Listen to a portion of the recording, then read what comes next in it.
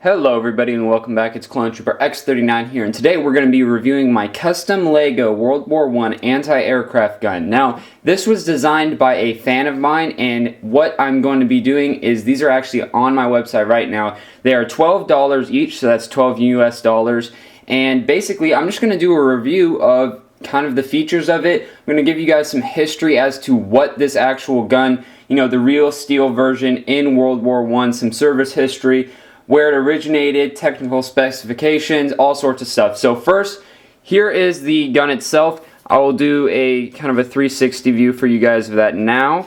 So all the gold parts are custom painted, and then they are sealed, so they have a clear coat over them.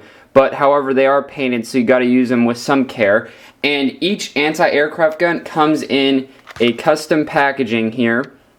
So it says World War I anti-aircraft guns, got a picture of it, and it's got all the parts in there, and then on the back side there are instructions on how to build it. So without further ado, I'm going to zoom back in here, and we're going to start off by talking about the actual real name of this gun. Now, this was based off of the Battlefield 1 anti-aircraft gun that was in the Sinai Desert map. So that's kind of where my idea started for it. And now we're going to talk about the actual name. So it's really a British QF 1-pounder Mark II 37mm pom-pom gun. Now the pom-pom is basically just the sound it makes. It's kind of a, even in Battlefield they did a really good job. It makes that classic like pom pom pom like sound when it shoots. So that's kind of the troops' interpretation of the name of it. So it's a pom-pom gun, and there's a lot of different artillery guns and anti-aircraft guns that basically the soldiers nickname pom-pom guns. So some more specifications. So it's a fully automatic recoil operated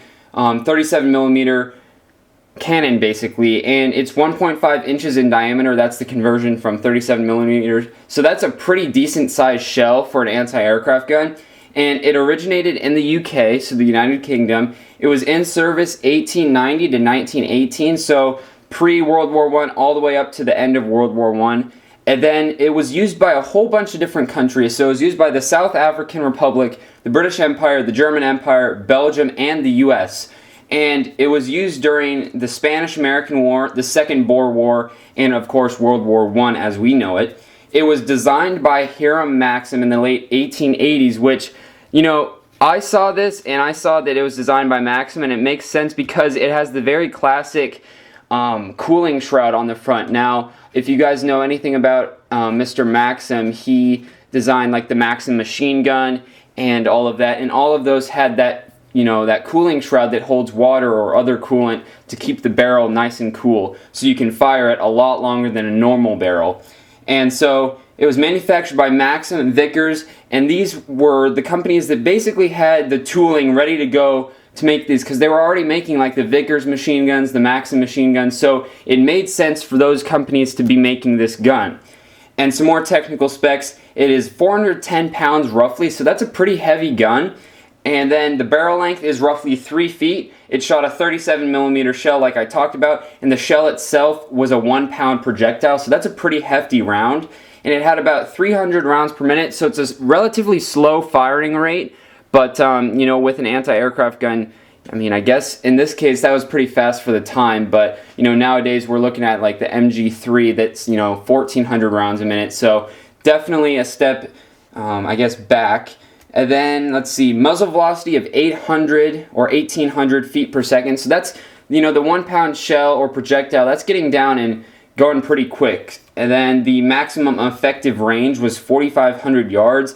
Now, pretty much every weapon has a maximum effective range. That doesn't mean it says effective range, but I highly doubt that it could hit something at that range. Then again, this is an anti-aircraft gun, so you are pretty much shooting up.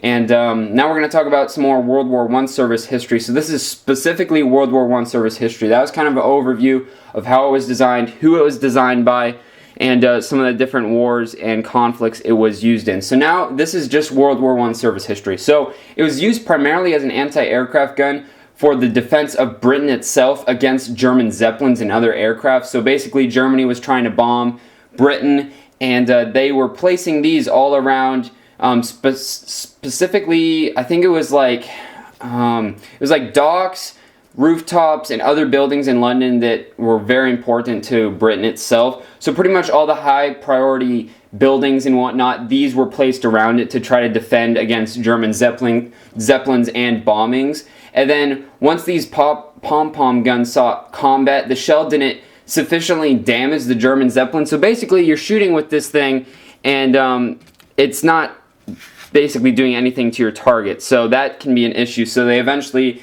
were able to make a different round to do that. And the first successful takedown of an aircraft with this gun itself, obviously not the Lego version, but the 37mm pom-pom gun, was an aircraft in France, September 23rd, 1914, by Lieutenant O.F.J. Hogg, and it took him 75 rounds to take down that aircraft. That's a lot of rounds, especially at 300 rounds a minute. You know, that'd take a good 20 seconds or something, but I mean, hey, first successful takedown. So I hope you guys enjoyed this video. This was just well, not really a quick video, about 6 minutes here, but it was going over the history of this World War I anti-aircraft gun. Once again, this is available on my website, link in the description, X39BrickCustoms.com. And yeah, so you get basically everything you see here. Obviously not the tan plates, you got the ammo drum, you get the sights, you got the hand wheel for the adjustment, and yes, it does elevate up and down, and you got the sights like I said.